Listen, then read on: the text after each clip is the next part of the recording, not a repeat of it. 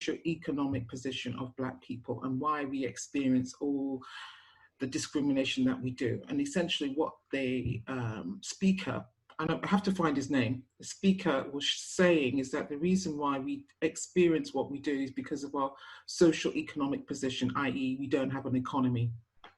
Because we don't have our own economies in our communities, we therefore don't have power to, and he said it very graphically, to buy the police, to buy the courts, to buy education, you know.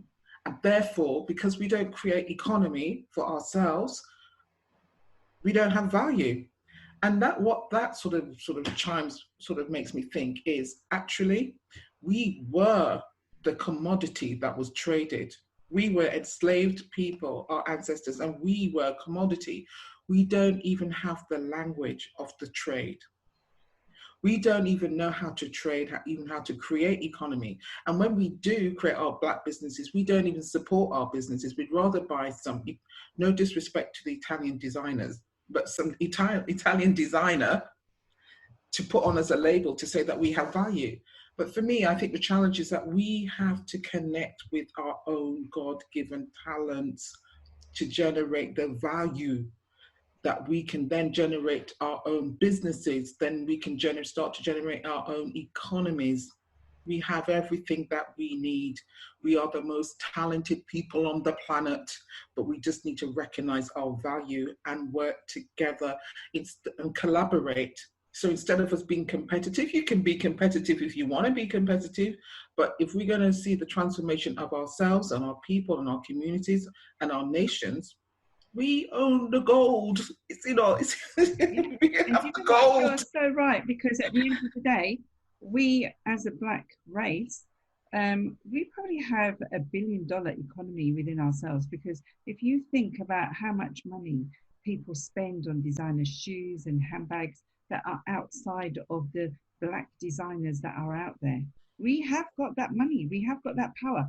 At the end of the day, you look at fashion is led by people of color.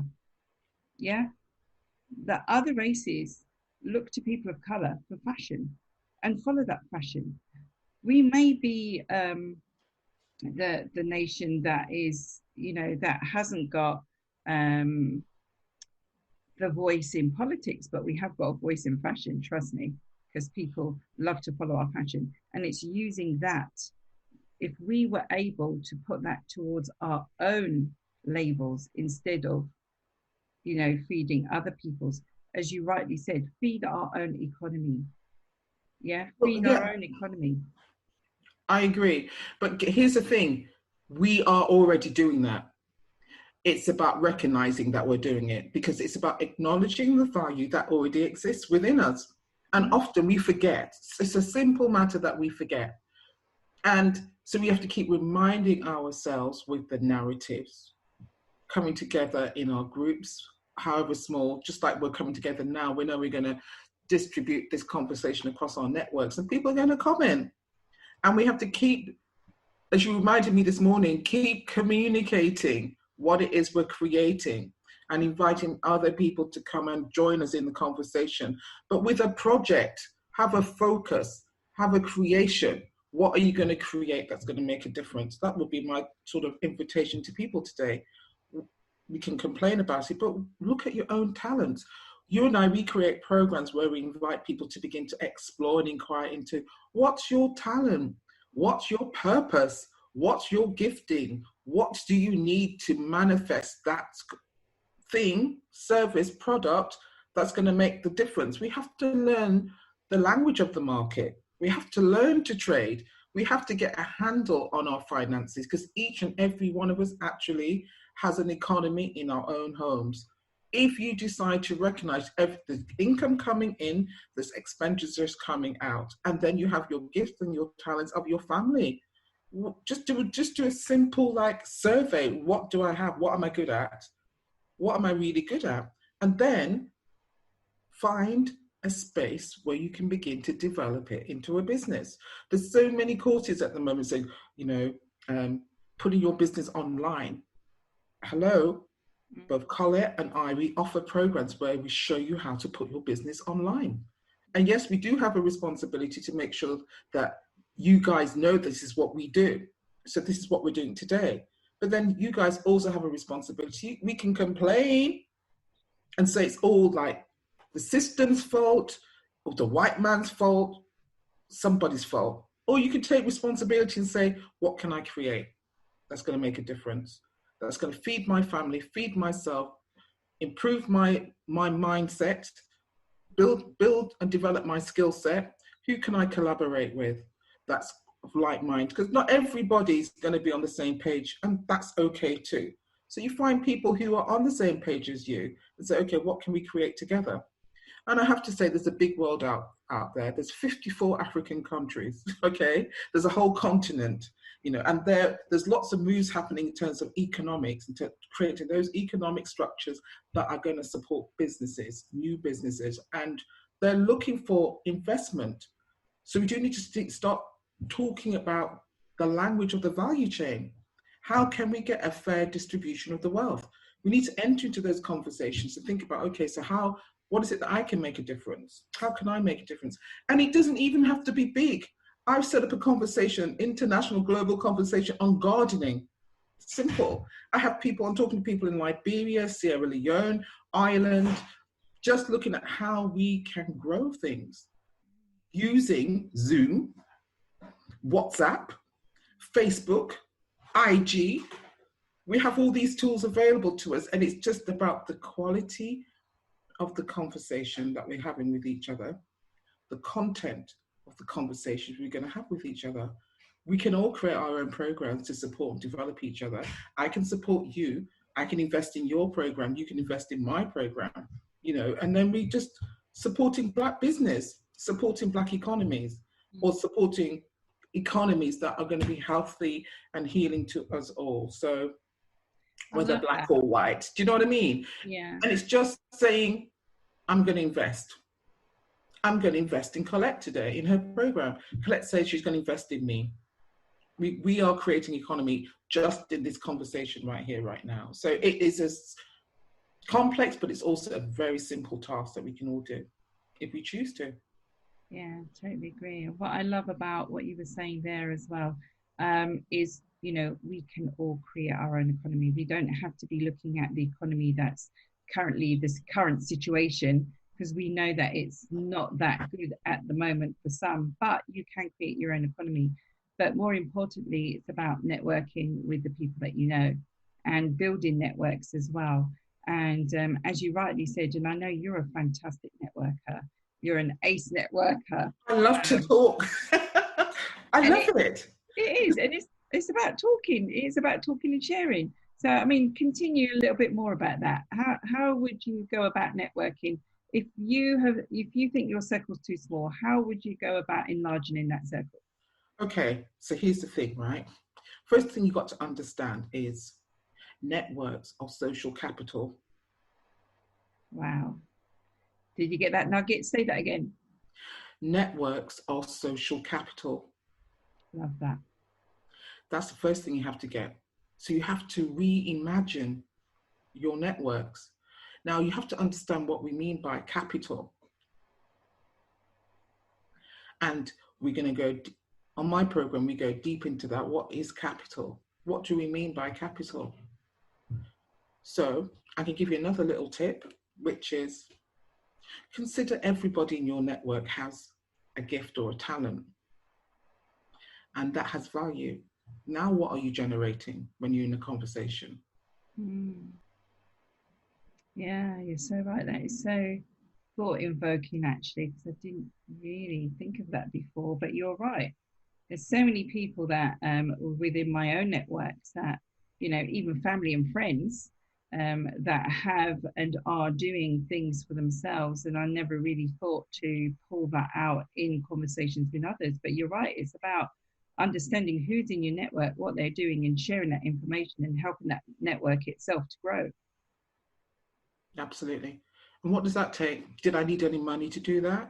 And we're doing it all the time, because we do it with movies that we see. We go and see a great movie, we go out and we share it. You know, if someone buys a handbag, oh, I love your handbag, where did you get it? We tell people where we get it, you know, so why not do it with other things in your life? Like, as you rightly said, if you need an electrician and a family friend or someone's an electrician and you know that they have a little business on the side, help them out. Now, here's the thing as well. There's also a conversation in our network that says that we're not to trust each other. Mm. Or we say things like black people aren't to be trusted, or don't trust a black man, or some version of the event, of the conversation. So there is an issue about trust that we need to clean up. And the way that looks for me is about how we manage our word. When we give our word to do something, do we honor that word or do we just let it go? Because in letting it go, that means you are lessening the integrity and the power and the energy of your word, because your word is an expression of who you say you are. So if you can't be reliable with your word and consistent with your word, people can't rely on you, therefore they won't trust you. And that therefore is in our power, in our gift to honor what we speak. And as we begin to take responsibility for what we say about ourselves, so for example, this morning, I gave my word to be on a call with you. You called me, I said, oh, I'm feeling not up to it because of what happened emotionally, blah, blah, blah. But in the course of the conversation, I realized I'd given my word to be on a call with you to do this recording. So I had to honor my word. So I said, okay, let me just get ready. I'm coming. I was late, but I honored my word in the end. I didn't overstep my word. I had to honor, and in honoring my word, I'm honoring you because you took your time out to connect with me so we could create this recording, which we're going to share in our networks. And it gets as simple as that. I think you're right as well, because there is this thing where, you know, sometimes with some black businesses, their professionalism, the standard of their professionalism is different towards their own, you know, and if they had contracts with other races, I would say, outside of the black race, they would turn up on time. They would act professional. They would conduct what they need to do. But they seem to think that for their own people of color, that they can arrive when they need to. And that, as you rightly say, needs to stop. If you are a professional, it doesn't matter what industry you are in or who you are serving. The integrity, the commitment to be there at a certain time on a certain day still needs to happen. We still need to, because at the end of the day, we have got a large economy. You know, if, and I'll give you an example. Quite a long while ago now, I needed to have my bathroom done. And I knew of a friend in that industry who was black, who would be able to help me out with my bathroom. And I invited them to come along and give me a quote. And I was waiting and waiting and waiting, and they didn't come. And I needed this bathroom done urgently because it was for a purpose. My mum was actually coming home from a care home, and I needed to have to make sure that the bathroom was ready in time because I needed special adaptations to take place. Now, this person let me down. I had to go and look online for someone else to come along. And I put quotes out there. I invited people to come along. 3 people came, 3 people submitted a quote. 2 people turned up to actually view the work needed. And I actually went with a person who was genuine, who was honest, who was able to give me a demonstration of previous work that they've done. And they were Romanian, believe it or not, but they've done a fantastic job of this bathroom. But that was an example of, you know, trying to give the money back into the economy. But, you know, that it wasn't, I wasn't respected to even say, sorry, I can't turn up on the time that they said they would. And I was left hanging and waiting and chasing. And I thought, do you know what? I need this done. And I went out there and found it. I had the money. They would have had the same money that I'd given. You know, even though it's a friend, it's not a favor, it's your business. And that's what I respect out of it. you charge me what you would charge a normal customer, anyone else out there who you're giving this job to.